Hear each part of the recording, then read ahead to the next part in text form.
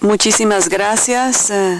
Esto tiene que ver con el manejo funcional de las bombas musculovenosas de los miembros inferiores. Esto forma una parte importante. Como se había descrito anteriormente por Gardner y Fox, tenemos distintas fases de la función de las bombas de la pantorrilla. Tenemos la distal, tenemos la del pie y la proximal. Yo quisiera proponerles otros mayores detalles desde el punto de vista anatómico, de acuerdo con el estudio de mi profesor Claude Gillot, que es utilizando la inyección de látex y una disección anatómica para mostrarles las bombas. Y quiero proponerles una descripción en 4 partes. La primera es la bomba del pie, que no se conoce mucho, pero quisiera convencerlos que es muy importante para nosotros en la práctica clínica y para el paciente. En segundo lugar, tenemos la bomba de la pantorrilla en sí, que se divide en 2 partes. La de la parte de la pierna, que es las venas del músculo soleus, y la bomba poplitea, que va hasta la rodilla. Es una bomba poplitea. Esto es también el músculo gastrocnemio. Entonces tenemos una parte, vemos que esta que no es tan conocida, y la otra es la del muslo, porque va del pie hasta el muslo y hacia arriba. Primero que todo, la bomba del pie. La bomba del pie, ustedes recuerdan esta mañana mis imágenes sobre el pie. Podemos ver aquí. No es un paciente vivo, es una inyección de látex. Es un pie abierto con la remoción del primer hueso metatarsiano, de manera que podemos ver todo. Las venas profundas del pie, podemos ver en verde las venas plantares. Aquí está la bomba del pie, como les mostré esta mañana. Estas son las venas plantares mediales. Y vemos aquí una plexis común aquí. Y este es el inicio de las venas tibiales posteriores. Quisiera también señalar que es importante las perforantes del pie. Podemos ver aquí a la derecha, tenemos las distintas perforantes y la primera perforante metatarsiana. Y es importante saber que estas perforantes son bidireccionales. Es la única localización en la extremidad donde la sangre puede ir de lo superficial a lo profundo y de lo profundo a lo superficial. Es importante que conozcamos esto. El resultado de esto es la proyección de las venas, y cuando uno pone el pie, se va a vaciar este reservorio, y lo que ocurre es se eyecta o se inyecta la sangre, va a la tibia posterior y luego los perforantes que van a las venas marginales y a través de las venas comunicantes. Entonces, por esa razón, cuando uno coloca la sonda en la vena marginal y hace compresión de la suela, va a tener reflujo a la vena marginal y a la safena, porque se están comunicando no solamente en la posterior tibial.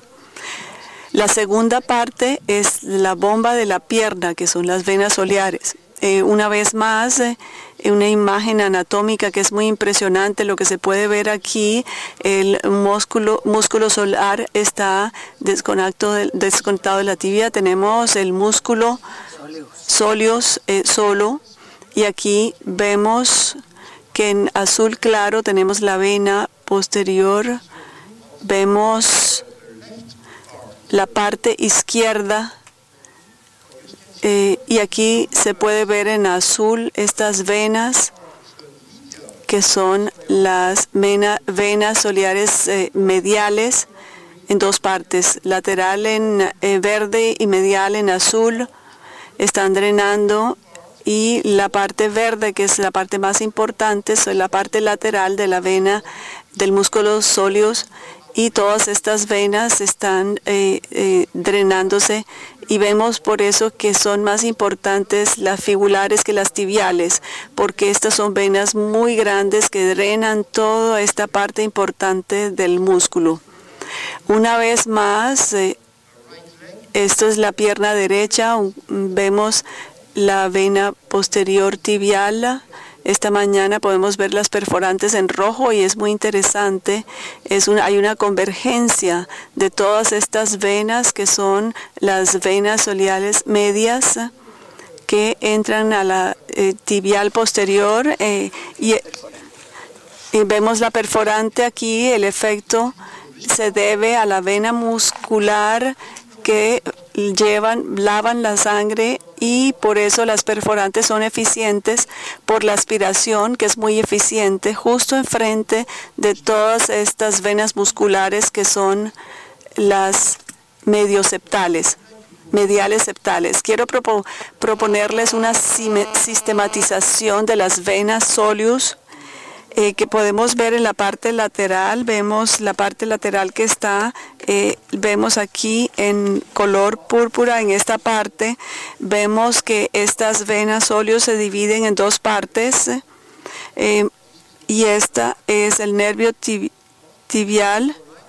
En la parte derecha vemos las venas fibulares laterales que son longitudinales. Vemos aquí la fibular que llega al flexor aquí. Aquí podemos ver entonces la parte de esta fibular es muy pequeña y aquí está creciendo mucho porque está recibiendo todas las venas importantes, que son las venas más importantes del soleus, y en el lado izquierdo encuentran en azul las venas de la parte medial que drenan horizontalmente en la vena tibial posterior, aquí la más alta que drena en la fibular.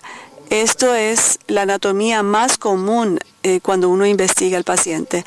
Entonces la segunda parte de la bomba de la pantorrilla es la bomba poplitea, aquí con el gastrocnemio. Vemos el gastrocnemio aquí en longitudinal. Como vimos esta mañana, hay dos troncos y estos dos troncos se unen en un colector común que directamente se conecta a la poplitea, y a veces hay una pequeña safena que está aquí en púrpura. Para la inyección de la sangre tenemos este colector único que es importante porque suministra un gran efecto de proyección de la sangre y de efecto de aspiración. Esto suministra el efecto de aspiración en el sistema profundo acá, que es casi pasivo, y esta es la activación que se debe a todas estas venas musculares. Una vez más, el dibujo anatómico mostrando la parte medial con la vena de gastrocnemio, que es más grande, con dos troncos. Y quisiera señalar un punto, que cuando uno hace la ecografía, aquí estas venas son las perforantes, son terminal. Aquí podemos ver el inicio del gastrocnemio. Esta parte se debe a las perforantes, es muy importante. En segundo, quisiera proponerles una pequeña animación para explicarlo, porque se tiene la contracción del músculo y nos da una presión importante. Se abren estas barras, aquí se cierran. Voy a esperar aquí que se abre debido a la presión. El lavado es importante de la vena poplitea. En segundo, hay una relajación. Y aquí se tiene la apertura de las válvulas inferiores, drenaje de la pequeña safena, y luego cerrando las válvulas superiores para evitar el reflujo. Este es el ciclo y esto es debido a la contracción. Y usted entiende por qué es tan importante para nuestros pacientes que caminen y activen la bomba, porque esa es la forma de activar el retorno, es el corazón del retorno venoso. Y si hay un defecto de la bomba, es muy difícil de si hay el defecto. Y por último, quiero terminar con la bomba del muslo. Aquí se tiene el músculo, es un músculo semimembranoso, es posterior aquí. tiene aspecto medial posterior. Vemos aquí la tibia. Es un músculo impresionante.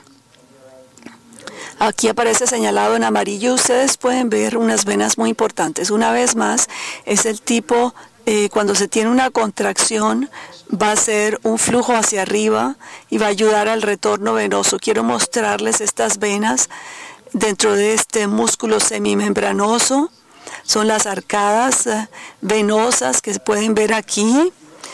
La vena poplitea aquí y la femoral profunda. Un mensaje importante es que estas venas, si están teniendo una comunicación entre la vena poplitea y la femoral profunda, cuando se tiene un problema de retorno venoso en la vena femoral, se puede corregir aquí la circulación.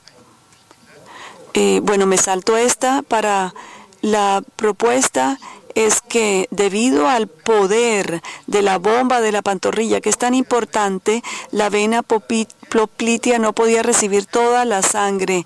Y esto es debidamente por este canal. La vena poplitea no está muy bien porque es un músculo y un canal fibroso que no es muy extenso. Entonces, el flujo es muy alto acá. En la parte inferior de la vena poplitea se expande, no hay problema. Pero este canal no está tan bien, entonces en este caso algo de la sangre, el lavado importante puede ir a las arcadas y ir a la vena femoral profunda, y esto es importante para ayudar en el retorno. Entonces, en conclusión, una vez más, el conocimiento de la anatomía es muy útil para la flebología. Por supuesto, cuando se hace un mapeo, hay que explicar, eso no está relacionado con la bomba, perdón. La conclusión es, la bomba de pantorrilla juega un papel crucial. Es muy importante entender que es un factor de riesgo para PDI y tenemos que recomendar una educación para mover el tobillo. Es muy importante caminar y caminar. Por eso es una recomendación tan importante para los pacientes, y evitar rigidez del tobillo. Esto es muy importante para todas las patologías, de manera que se puedan evitar este tipo de problemas muchas veces si uno hace eso. Muchísimas gracias por su atención.